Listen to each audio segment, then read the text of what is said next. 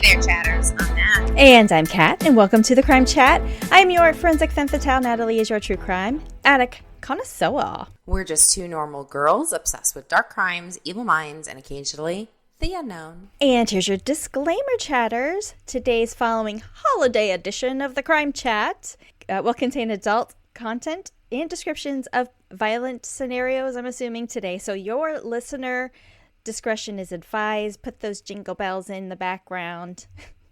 Yes, you have been warned. But before we get into today's Crime Chat, Kat, what have you done? Let's see. Recently, Chris and I have been binge watching all of the Harry Potter movies.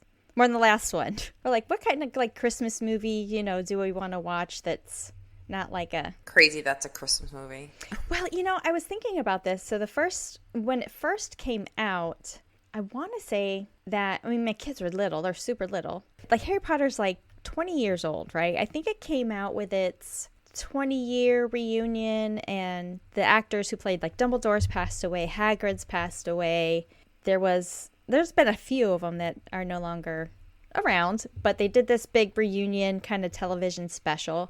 Watched it last year, so maybe it's been like 21 years now. But I remember when it first came out, taking my kids to go see it. My younger son was probably still a little too young. He really wouldn't have got it on his attention span at the age of, 2, was not as well as it could have been. But I do remember specifically taking my older son to it. And he would have been, 4. Mm-hmm. So, yeah, I remember taking him to it. And it was just kind of became a thing for us. She's excellent. She's an excellent writer. Well, amazing. She gave us back reading, basically. Yeah. See, other than that... Not really else a whole lot. Nothing. We've gone to a couple Christmas parties, and really that's it. It's kind of just one of those, go with the flow holidays, and we are very close. Let's see, by the time this comes out, well, this is our episode that comes out right before Christmas. We're recording it a couple weeks ahead of time, so that's about it. Ready for Christmas, but how about you? I wanted to follow up on the last time we spoke. I mentioned a mockumentary called Horror in the High Desert. Yes. I think you looked it up at the time. It was about the YouTuber Kenny Veach. Yes. I watched his story as well. Yeah, it's the same thing. I mean, it's dramatized a little bit. Sure. Because they had to kind of bring a conclusion at the end, which we don't have that conclusion with Kenny Veach. Yeah. But when I dug into his real story, it broke my heart. It really did. And the movie kind of breaks your heart in the same way, where he was pressured to go back to the area that he found. Apparently Kenny Veach found this hidden cave called the M Cave because it was shaped like an M. Mm-hmm. And he said that when he went there, his body started to vibrate and he knew something was wrong. He knew that it was either maybe somebody was testing something, or I don't know, UFOs, you never know. Yeah, maybe he was abducted. It could be anything, and he also, I believe he may have been suffering from, not depression, but there was something else going on with him. Yeah. They did mirror that in the movie. Mm-hmm. Kenny Veach is just this soft-spoken, very kind. You could tell he comes across that way. Mm-hmm. And in the last video, when he went to go search for the cave, because he was only searching because his followers asked him to go search again, and he was by himself. Okay. Yeah. And this time he brought a gun with him. That's how scared he was. He's like, I don't own a gun, but I went and bought one just in case, because the way that cave made me feel. They don't know where he is. Did they do was he a YouTuber that did adventures and exploring and follow me on my journey to whatever? Nothing extreme, but he did a vlog. What's her name? Gabby Petito did all their something travel like stuff. That. Yes. Yeah. Nothing extreme, just kind of a day in the life of what I'm doing right now in my journey. And he went hiking in all these amazing places that I would not go because there's no AC going on there. But I don't know. Oh. I feel bad, but that was about it. Yeah. Well, happy Christmas, Merry Holiday. So you did ask me to do a intro on 12 Days of Christmas crime version. And I've got a little bit of, you gave me a lot of freedoms with it, so I just went with it. Did a crime Christmas mashup? Ish. Yeah. Well, but hopefully it will lead into your story. Now, the 12 Days of Christmas, the Christmas Carol, people don't realize it actually has a bit of a deep history, and not just about like this list of gifts. The gifts actually represent something, and you might not know that there's a hidden message theorizing about what the lyrics are. Oh, okay. I don't know if you knew that. No, I did not. Now, so we'll get a little bit of like the history part, and then we'll have a little fun at the end. Now, the 12 days of Christmas refers to the 12 days actually following Christmas, where the period begins with the birth of Christ on December 25th and ends with the coming of the three wise men, January 6th. This is also known as the Epiphany or the Three Kings Day. I didn't know that. I was so silly. We're terrible. I know. Well, there is a theory floating around claiming that during a time when Christians were punished for worshiping openly, the 12 Days of Christmas was a song that was used to secretly pass on ideology of Christianity. Based on this theory, each gift symbolizes a different aspect of the Christian faith, supposedly. There's also a little bit I read that says it was the first English edition came out of this song. It was published in 1780, and they say it was an adaptation from the French. But in the 1600s, there was also a Christian song that it might have actually adapted to called The 12 Days. So where it actually came from, who knows? Mm-hmm. But it's a carol that we've been singing for years. Right. So the first one, the partridge in a pear tree, represent Jesus Christ. The two turtle doves is the Old Testament and the New Testament. Oh, okay. The three French hens are faith, hope, and charity, the theological virtues. The four calling birds are the four gospels and the four evangelists. The 5 golden rings are the first 5 books of the Old Testament. The 6 geese a-laying are 6 days of creation. The 7 swans a-swimming are the gifts of the Holy Spirit and the 7 sacraments. The 8 maids a-milking are the 8 beatitudes. I'd not heard of this word, so I had to look it up. But it's people who are extremely blessed. I guess there was 8. So the 9 ladies dancing are the 9 fruits of the Holy Spirit. The 10 lords a leaping are the 10 commandments. The 11 pipers piping are the 11 faithful apostles. Judas, not a faithful apostle. He died. Well, they've all died, but the 12 drummers drumming are the 12 points of the doctrine in the Apostles' Creed. There is another author that I found, Greg Levin. He turned this beloved Christmas song into an anthem that celebrates criminal activity. Here is his version, The 12 Days of Christmas, and I'm going to sing it for you. When I asked you to do this, I was like, I hope she sings something. So this is like Christmas miracle now. Okay. So Greg's edition is a heavy twist, obviously, on crime fiction. So it's coming from an author, so just kind of keep that in mind. Me.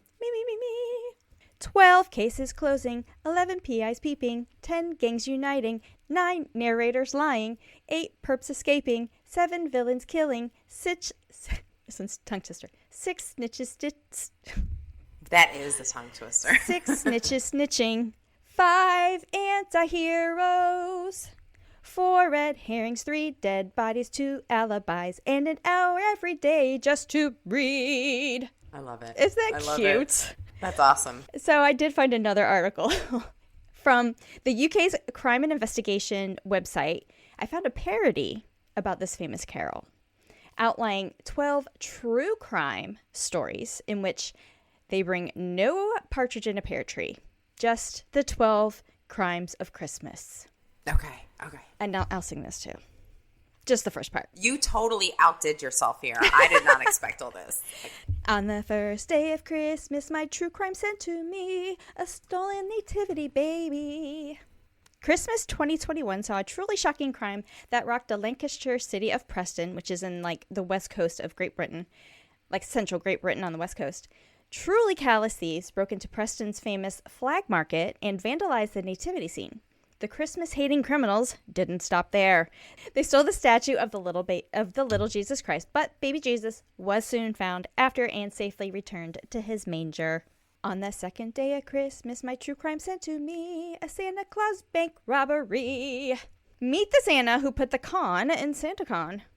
In scenes that sounded like a goofy movie, one clever thief used San Francisco's annual SantaCon event to pull off a perfect crime. Every year, thousands of Californians dress as Saint Nick and frolic about. So what better identity-obscuring disguise to adopt when you're a bank robber? In 2014, a man walked into a Union Square bank, handed over a note demanding money, and then slipped back out onto the street with a sack of cash instead of presents for children. Naughty Santa. Yeah. On the third day of Christmas, my true crime sent to me a cannabis Christmas tree. What? No. When Chilean police arrested 50-year-old Angelica Navarro Pereira back in 2014, they seized about $3,200 in cash, 20 cannabis plants, 2 shotguns, and 29 bags of Class A drugs. So it should have come as little to no surprise that Angelica's friends and family, she bragged about having the best Christmas tree in the world, and it turned out that the tree was nothing more than a very large cannabis plant. When police... She was right. Yeah. When police seized it, it had actually little gift wrap presents underneath and everything. This was less of a white Christmas and more of a green Christmas, and one that Angelica did spend behind bars. On the 4th day of Christmas, my true crime sent to me a float driven after drinking Chablis. You remember? I think we talked about this one before. Have we? Do you remember this one? Yes, we have. Police arrested a man driving drunk down Main Street in Columbia, South Carolina, back in 2006. Not hugely unusual as a crime as you might think. However, the pursuit lasted for 3 miles before police finally caught up with David Allen Rogers. He was driving a giant Christmas float. Do you remember? Does that sound familiar yet? Yes. Okay. Now I remember. We got to, because it was during the annual Columbia Christmas Parade. On board were 18 kids from local dance school, including Mr. Rogers' very own son. He ended up facing more than 35 separate charges, including drunk driving, 18 counts of kidnapping, assaulting a police officer.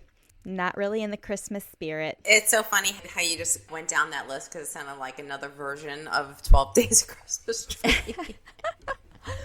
On the 5th day of Christmas, my true love sent to me a man squashing nativity donkey. Oh, God. Christmas is all about the exploits of the large, jolly man, but some prefer the idea of Santa delivering presents rather than a 300-pound Spanish man crushing a 5-month-old donkey to death after riding it. No. Yeah. That's terrible. I know. The incident happened in Lucinda, Spain. It caused an outrage at the time as a photograph of the grinning idiot went viral.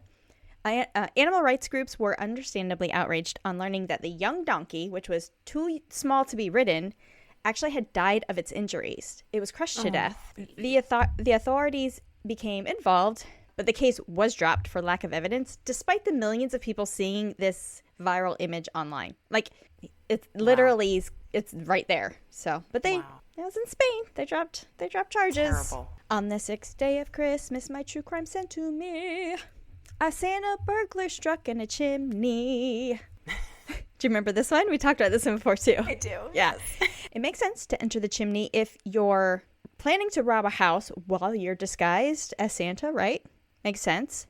In an effort to break into a Seattle home, one burglar employed this very logic, but he got stuck in the chimney and ended up requiring assistance from the local fire department.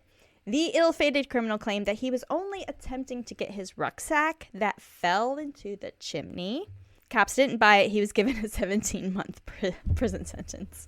I don't know what people think when they look at a chimney and say, hey, yeah, I can crawl through that. Right? You're talking about a very small space, like the size of your computer. Well, see, the thing is, from the outside, it looks a lot bigger, but it depends on if they give it a single layer or a double layer of bricks. I mean, that outside space, gets cut in half. Yeah. On the 7th day of Christmas, my true crime sent to me a poinsettia scam in Italy. It's tempting to think that the mafia in Italy only concerns themselves with classy, high-level crimes, but that's not really the case. They'll get involved with anything illegal that's worth a few euros, including a poinsettia extortion. Camorra thugs visited shops of Naples and forced shopkeepers to pay 100 euros, which is like $104, per poinsettia plant. $100. Wow. Any that refused the offer, their shops were actually really vandalized. Her name was Camorra Thugs. It's a great cover name. It is. Camorra. No, that wasn't the name. Camorra Thugs. The Mafia is the Camorra Mafia, like the Camorra crime family. Okay. I thought that was the person. I'm like, no. Camorra Thugs. That's the name of the crime family. Okay. Camorra. I like it. All right. On the 8th day of Christmas, my true crime sent to me a nicked Rudolph ornament that's very heavy. 12th of December, 2014, a statue of Rudolph the Red-Nosed Reindeer weighed 14 stone, which is like 200 pounds. It was stolen from a Los Angeles street sign, and for over 50 years, the monument had served as a seasonal landmark for the Rolling Hills Estates neighborhood in South Bay. Police investigated a tip a few days after the crime and discovered that the wooden figure was on the roof of a nearby mobile home. The individual at the residence was detained for theft, and he was identified as a gardener who worked near the scene of the statue's disappearance. Why put it on your roof, dude? I mean, you can't really fit it anywhere. Why steal it in the first place? Yeah, I have no idea. It's like 200 pounds. I mean, it's a solid person that you have to pick up and move, and yeah. Wow. On the 9th day of Christmas, my true crime sent to me gifts containing 30 pounds of wacky backy. What the fuck is that? Wacky tobacco? Oh, okay. What's the weirdest Christmas gift you've ever been given? Is it weirder than 30 pounds of cannabis? During a routine traffic stop a few years ago, Ohio State Highway Patrol officers reported discovering the marijuana haul was disguised as wrapped Christmas presents. The patrol said that after stopping a BMW SUV on the Ohio Turnpike for failing to travel in defined lines, like traveling in your lane, right, a drug-sniffing dog signaled to the troopers that there were drugs inside the car. Authorities estimated that the marijuana's value was about $200,000. Wow. Oof. Yeah. On the 10th day of Christmas, my true crime sent to me a Santa Claus denying daddy. Oh, that's a bad one. Okay. During a Santa Claus procession in Kingston, Ontario, back in 2012, a 24-year-old dad was detained by a police officer after he informed all the kids that Santa Claus wasn't real. That's terrible. Okay. Additionally, the man's hair was he's like hair gel, put it on his head that made it look specifically and distinctively like devil horns that were protruding from his head. He was ultimately charged by the police with public intoxication, causing a disturbance by being drunk, and a breach of probation. Apparently, he was already on probation. Oh, Canada, do better. Come on. Canada. On the 11th day of Christmas, my true crime sent to me a handful of snakes burglary. Christmas 2012. That was a year. We had a couple 2012 Christmases. The owner of Delta Pets in Slidell, Louisiana, discovered that their rear door had been forced open, and then they called police to the scene. The cash register, a $600 ball python, and 2 boas were missing. Donald Legast Jr. was later detained and charged with 1 count of burglary. Legast said that he had broken into Delta Pets and taken the snakes to give to his son for Christmas. I think we talked about that one before, too. It kind of sounded familiar. Sounds familiar, yeah. All right, you ready for the last one? Yes. On the 12th day of Christmas, my true crime sent to me a home intruder who put up a tree. I've heard of this. A burglar who was high on bath salts entered a home and began putting up holiday decorations. After doing some Christmas decorations around the property, the man, Terry Trent, was caught lounging on the sofa by a child who had lived there. Terry Trent was then apprehended and charged with burglary. According to police, he entered the house by one of the rear entrances, made himself at home, lit some candles in the kitchen and on the coffee table, and turned up the television's volume to its max. Not only that, but Trent did put a festive wreath on the door and everything. So that was a good one to end on after the donkey. Yeah, I know. I saw a bunch of different other things that when I was trying to kind of narrow it down what I was going to use. Then, of course, there's a lot of other horrible I bet stories that have occurred over the Christmas, over or around. And, of course, the first one that comes to mind is JonBenet Ramsey. But I wanted to keep it a little bit more lighthearted because I didn't know how dark you were going to get. Yeah. Thank you for that. You're welcome. Bravo. Bravo. That was excellent. I love it. Call my agent Nat if you want to negotiate. I just threw it out there. I'm like, can you do something on the 12 days of Christmas? I had no idea. Not only doing it in 2 different versions, America and UK, but you also sang, which is really special. Like, thank you. Sorry, chatters. No, Kat has a beautiful voice. All right. Are you ready for my Christmas story? Yeah, let's do it. Before I get into my story, I did tell you that this season I will be going over each individual state. Oh, yeah. And picking out their own particular serial killer or unknown crime mystery. Yeah. Normal people would start at the letter A. I'm going to start at O. Hey, you do you. Today, my story is about the killer Kringle.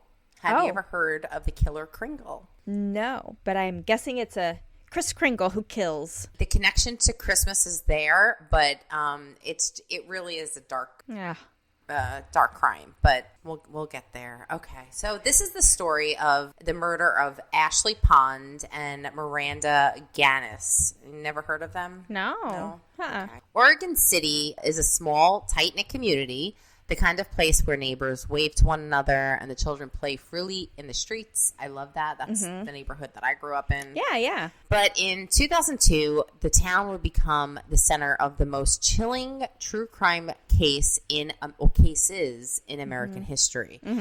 Ashley Pond was the kind of girl whose energy lit up a room. Oh.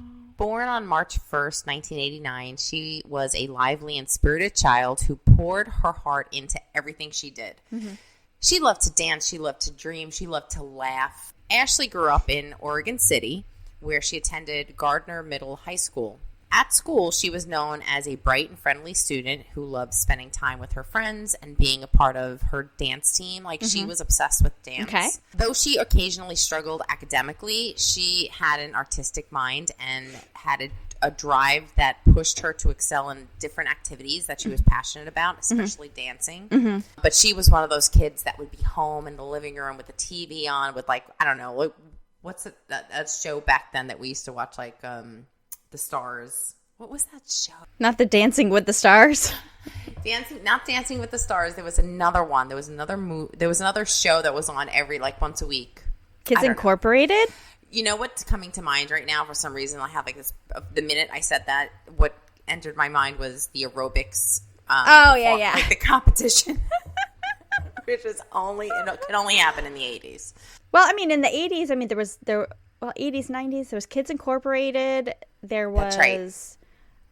I mean, well, I would say the Muppets, but there were, I mean, MTV was around, and you had Spring Break. You had even a lot of, like, musicals and stuff that had come out. Yeah. I'm thinking, like, anytime Dirty Dancing came on, I would dance in my living room and try to, like, emulate them by myself. Let me tell you what I did. But you know when he lifts baby up, Jennifer Grey, on the most famous scene during the last song, right? Yeah. I would go on the edge of my couch and, like, put my stomach on it and be like, what's that song? I've heard time of my life, owe it all to you. You're welcome. That's a great movie. It is. But you know what I'm talking about? At the end, like, I went on, like, the side of the couch and I was like... Chatters, you have to watch the video of this because, honestly, Kat's face was everything. Okay. Well, you know how happy she was when she finally nailed it, right? Yeah. We all were. Yeah. I mean, we were riding that emotional, like, journey with her. What is that? Who is that? Jennifer Grey? Yeah, Jennifer Grey, yeah. First of all, in that movie, I think she is absolutely adorable. So beautiful, so talented, everything. She got a nose job and you can't even recognize her. She did. Yeah, you can't. You can't recognize her. I remember seeing something even, it might have been like on a major anniversary or something from Dirty Dancing. Yeah. And I remember seeing her. I was like, gosh. Yeah. That's not baby. That's not baby. She shouldn't have touched her face. No. Anyway, back to the story. Okay. Dancing gave her a sense of purpose and joy and an escape from the challenges that she did face at home. Ashley was an only child and lived at home with her mom, Lori Pond, after her parents got divorced. Okay. The separation was difficult for Ashley, but Lori worked hard to provide a stable life for her daughter despite all the financial difficulties.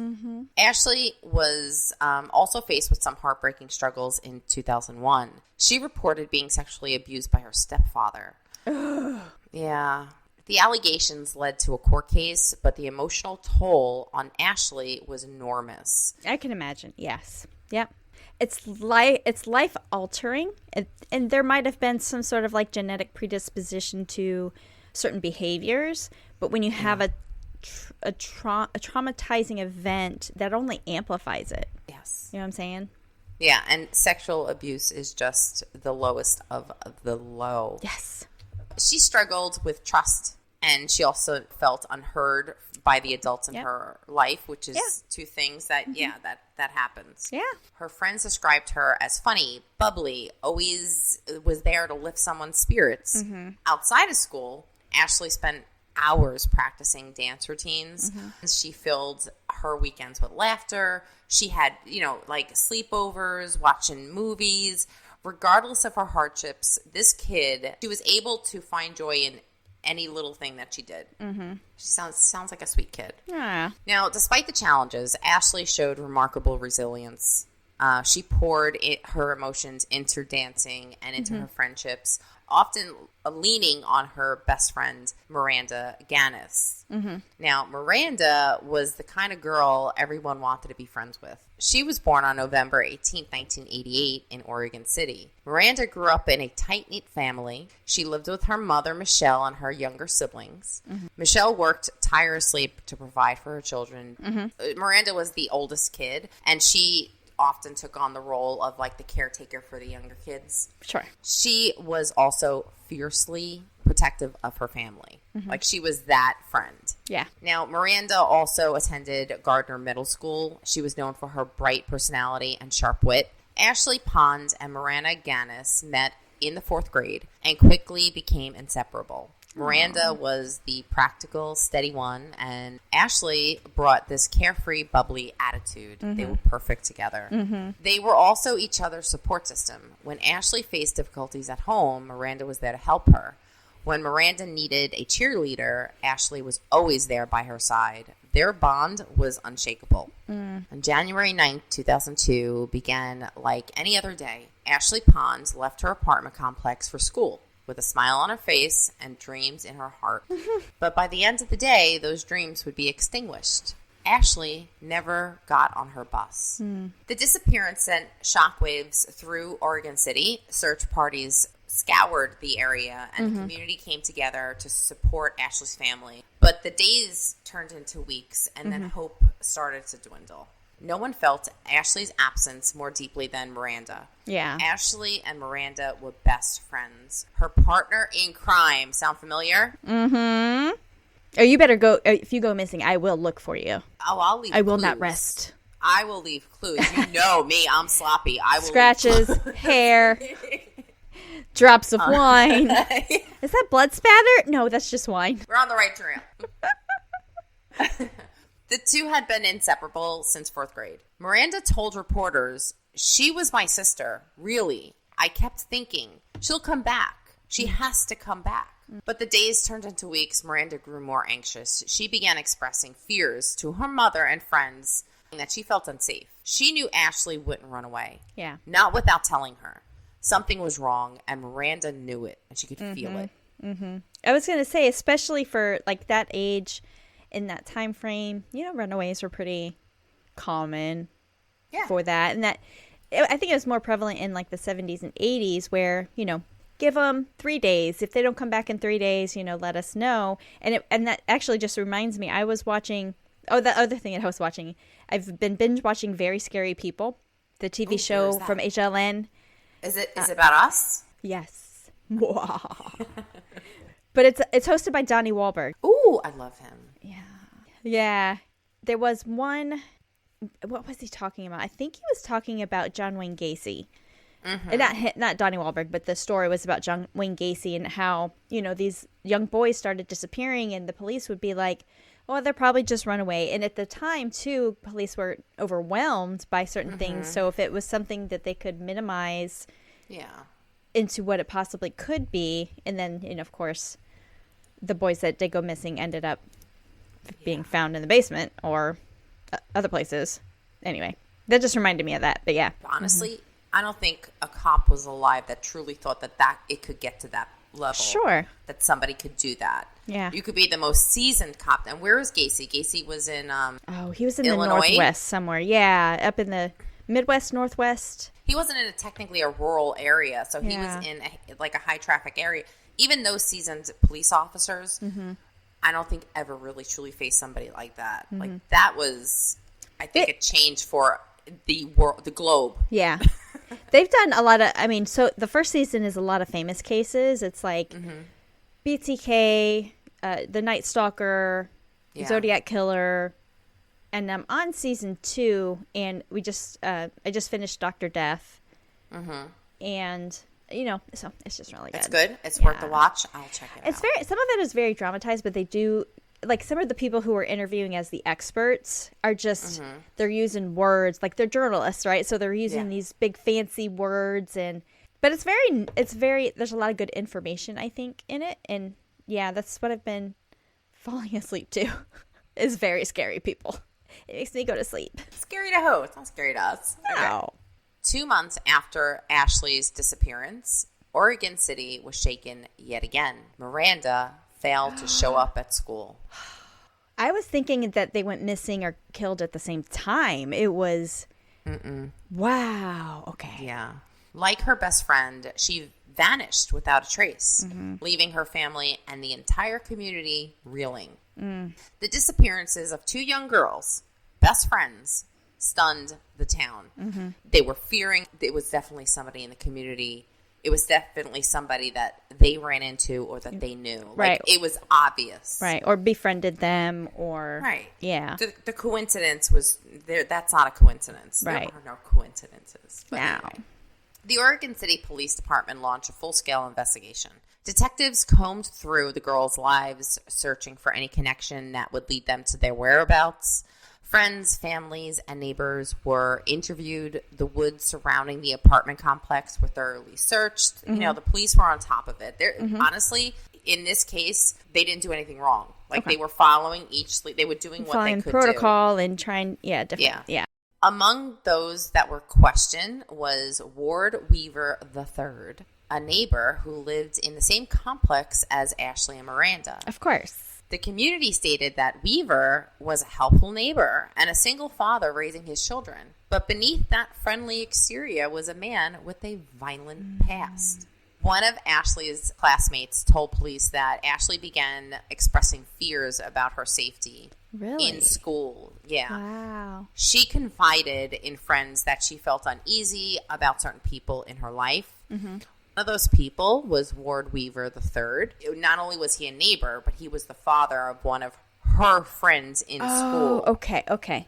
I was going to ask you if it, I'm sure it did come up in the investigation, or if you might be getting into it, but like what it was that Ward Weaver III did to make her feel that way. Yeah. There's a lot of generalizations that just make you feel icky anyway. So yeah. He's just a creeper. I said it. I'm sure that they were very thorough in getting. Yeah. Because that's all part of the motive, right? Yeah. And this is also a neighborhood complex. So this is like an apartment complex. So everybody knows everybody's business. Yeah. So now police realized that Weaver had taken an unsettling interest in his daughter's friend's life, Ashley's.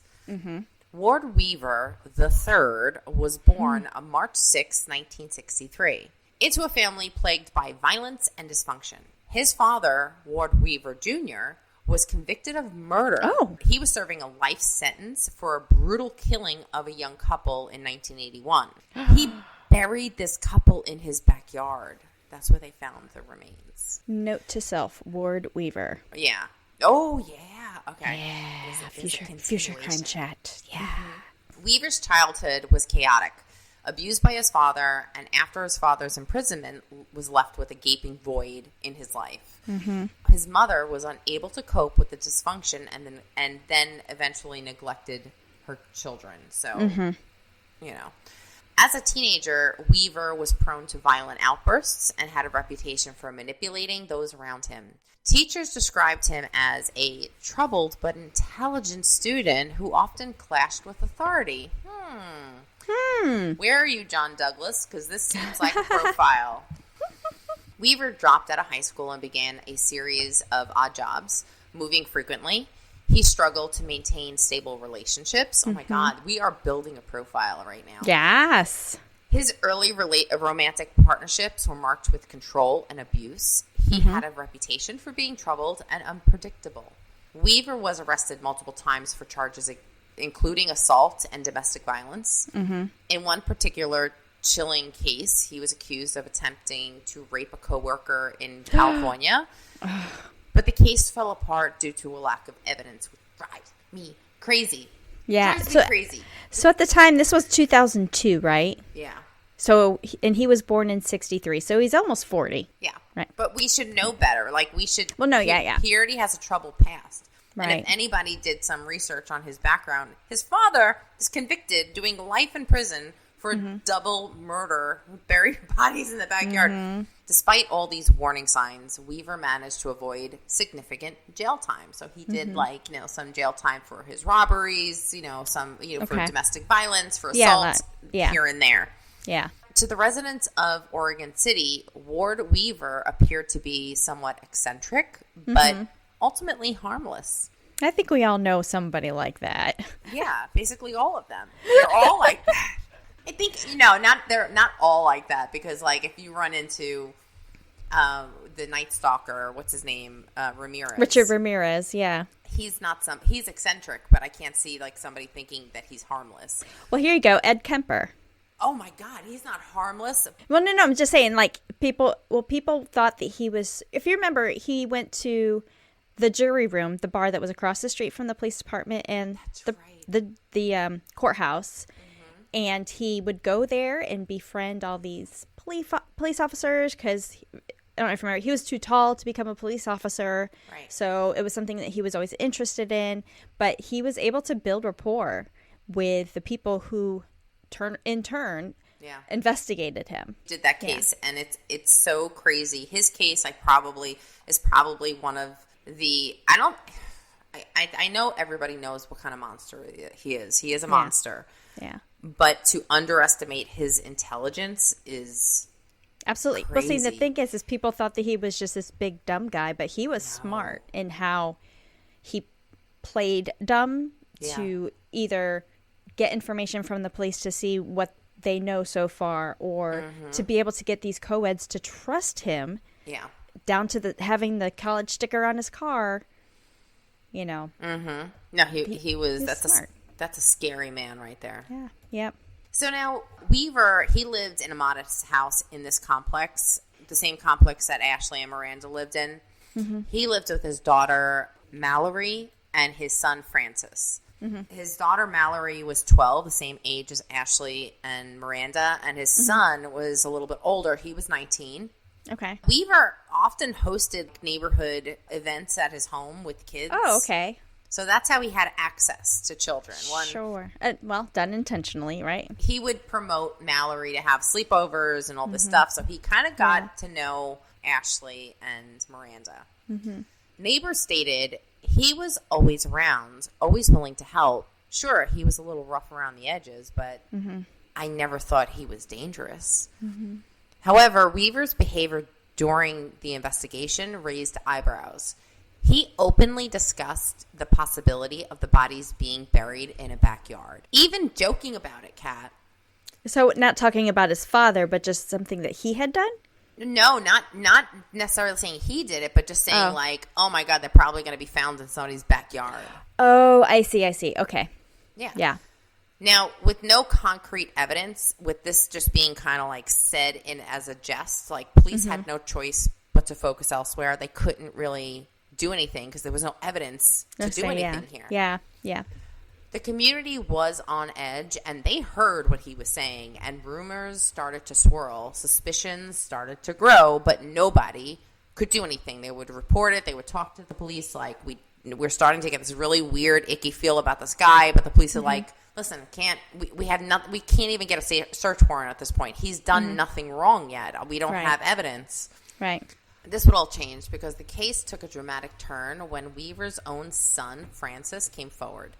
He reported that his father attempted to sexually assault his girlfriends. Now, remember, he's 19. 19. Yeah. Oh, yeah.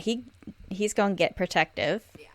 Yeah. Francis also reported his father's suspicious behavior to the authorities, he informed police that Weaver had made disturbing comments about Ashley and Miranda, claiming that they were murdered when they were just gone. Like during their disappearance, he was like, "They're murdered. Oh, they're dead. They're dead."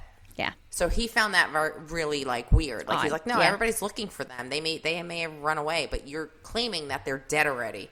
Right. With this information, police obtained a search warrant for Weaver's property, and this was in August 2002. Okay. So August 24, 2002, investigators conducted a thorough search of Weaver's property, focusing on areas that had raised suspicion.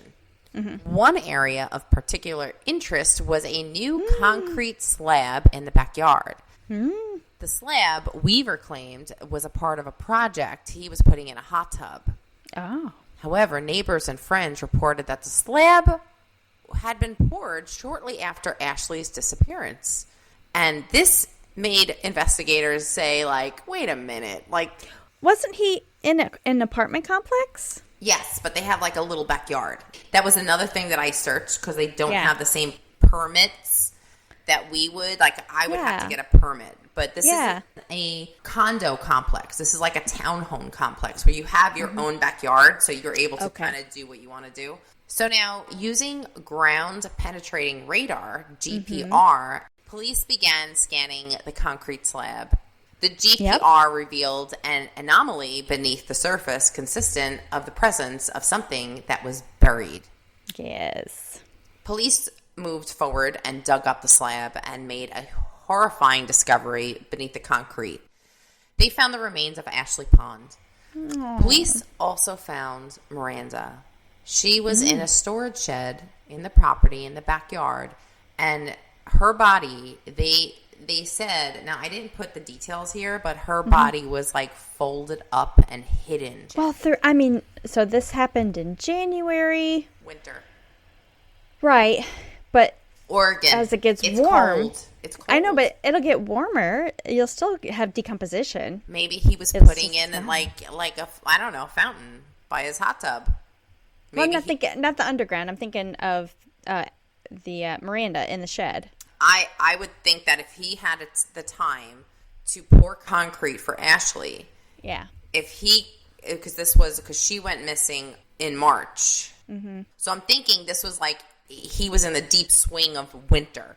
So I'm thinking probably in like a month or two he would have poured another slab for maybe a bar or a deck or a fountain and just put the body there. I think he was just holding out, but she was carefully hidden. Interesting. So now psychologists analyzed the case, suggesting that Weaver exhibited traits of narcissistic personality disorder and antisocial behavior. No way. Shocking. Criminologists stated Ward Weaver saw himself as untouchable. He believed he could manipulate and deceive anyone, which is why he was so bold during the aftermath of the murders. So now he continued. The criminologist stated that Weaver's choice of victims, Ashley Pond and Miranda Ganis, was no accident. He said, 1, both girls were vulnerable due to their difficult home lives. 2, Weaver had gained trust through his daughter, who was friends with them. And 3, he used his position as a trusted adult to lure them in. Oh, you know me. You can trust me, or I'll take you, or we'll go do this. Yeah. Let me drive you home. Oh. Well, in the same neighborhood. Never mind. The criminologist continued and said that the history of violence that had passed down from his father, combined with a lifetime of unchecked rage and manipulation, added to the horrific murders of Ashley and Miranda.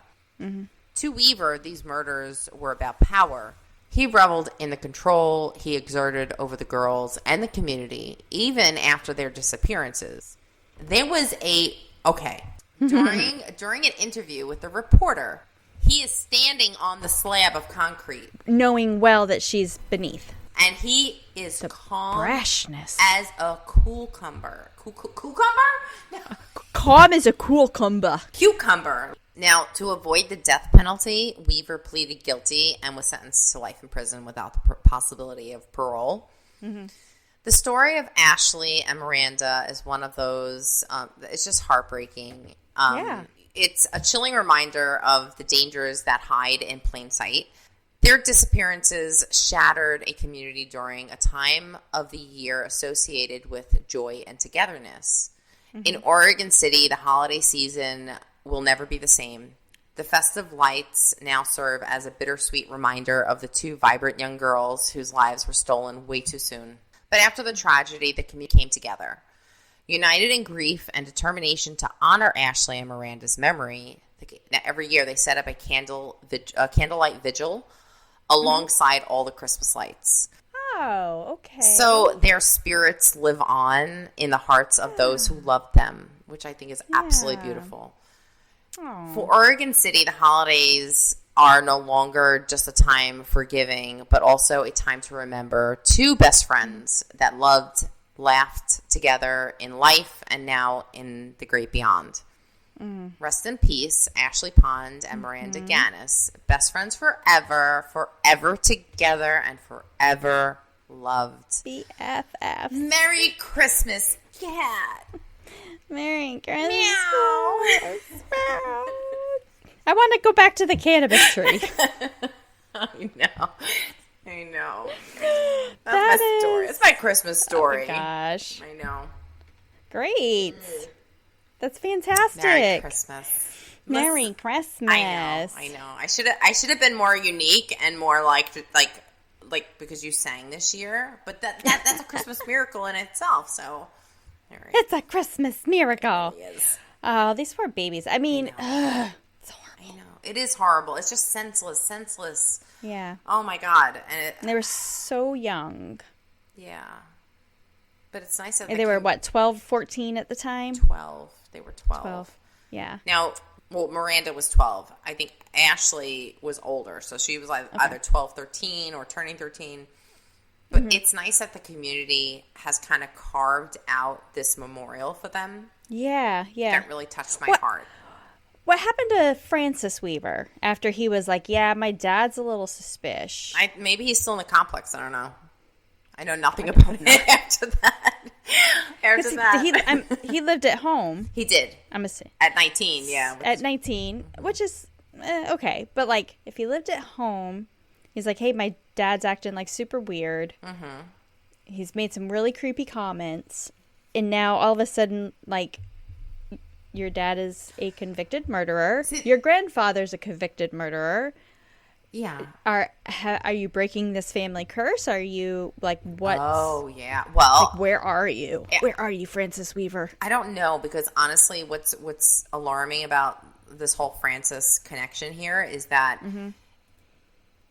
the father obviously said all these damning things about Ashley and Miranda before the sexual assault, the alleged sexual assault of his girlfriend. Right. So he was sitting on that. So what?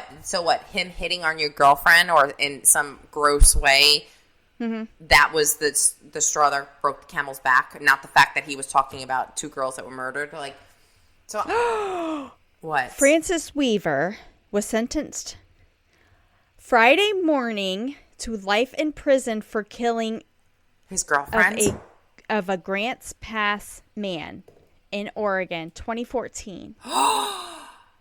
Crime chat update, immediate crime chat update. Weaver was found guilty in the death of Edward Spangler. He cried when he addressed Spangler's family in court during sentencing. Wow. The killing made Weaver a part of a 3 generation of murderers. The history of violence. The history of violence is real. I had hopes for you, Francis. I had hopes. But you just proved us wrong. Yeah. Wow. That was a great update. The real-time update. Wow. Breaking news. There was... So, Francis Weaver's mother said that her son was framed. Yeah. I mean, if he confesses to it and he's like, I'm so sorry. And Francis Weaver did have an extensive criminal history of drug possession and several assault charges. So, like his dad, right? Start small. The drugs, the assaults, the thefts, the petty crimes, the misdemeanors. Right. So he was well known in the police precinct, but honestly, like these things, I know we talk about people getting it wrong, and yes, there are innocent people that are serving time, but it's not it's the exception. It's not the rule. And a lot of times these juries don't get it wrong because they really do have a criteria of going over all of this. But yeah. So yeah, these things can happen that they're innocent, but once again, it's the exception, not a rule. And I think that this is a history of violence. This is a product of their environment. So yeah, and if his father talking about killing or the murder of 2 young girls didn't freak him out enough that he had to wait for his girlfriend to get hit, then yeah, there was something already there. Yeah. Weird. Maybe. What about this? Maybe Francis was wanting to partake with his father because they're already twisted, and wanted to do things like this with his father, and then his father gets a brashness about him and was like sexually assaults his daughter or his son's girlfriend, and the son was like, that was supposed to be both of us. I'm turning you in. I can see that because their brains work differently. Exactly. Yeah, it's a possession control. I'm the ego, like you. Yeah. So yeah. Oh, wow. I'm the problem. It's me. Oh my God. So yeah. So well, Merry Christmas. Merry Christmas. Well, because they're not leaving hanging chatters, for more information on this case, although we got live updates, please check out After That Crime Chat, only available on Patreon. Don't forget to follow us on all of our socials. Crime Chat with Nat and Kat on Instagram, YouTube, TikTok, and X. See what we got going on. Remember, Crime Chat with Nat and Kat, when you become a VIP chatter to our Patreon, you'll have access to bonus episodes, behind the scenes, bloopers, and free merch. And check out some merch in the works. We got some new merch. Actually, we got some. I think we're working on some more. We are. We're going to be posting some more. Yeah. So check it out. And check out our last episode of 2024.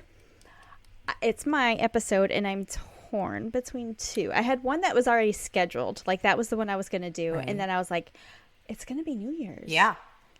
Let me look back a little bit. So you'll be surprised. Okay, cool. As I will be. All right.